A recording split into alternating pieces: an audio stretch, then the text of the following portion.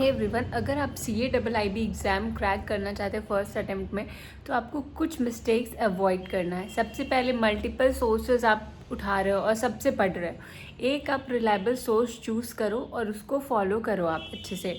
In my case मैंने अड्डा follow किया था, आप अपना देख सकते हैं आपको किस सोर्स से समझ में आ रहा है, ठीक है।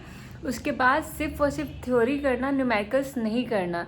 BFM पेपर जो रहता है उसमें आप विदाउट न्यूमेरिकल्स नहीं कर सकते हैं, और इस वजह से आपको थ्योरी और न्यूमेरिकल्स सब कुछ करना है। किसी एक दो मॉड्यूल्स को अच्छे से आपने कर लिया और किसी और मॉड्यूल्स को छोड़ दिया, लाइक AB कर लिया आपने और CD छोड़ दिया। आप ऐसा नहीं करें, क्योंकि कभी कभी क्या होता है ना, उसी मॉड्यूल से आपको बहुत ज़्यादा केस स्टडी आ जाएगी, देन फिर you lose the marks. Also आपने ऐसा किया कि आप सिर्फ और सिर्फ मैराथन ही लगाए जा रहे हो।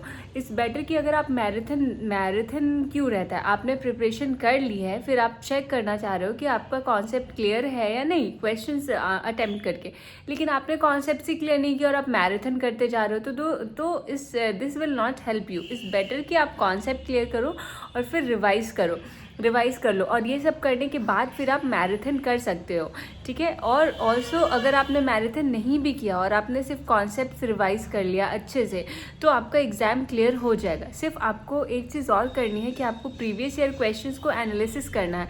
प्रीवियस ईयर क्वेश्चन जब आप एनालिसिस करेंगे तो आपको समझ में आएगा यूजुअली किस टॉपिक से क्वेश्चंस आते हैं।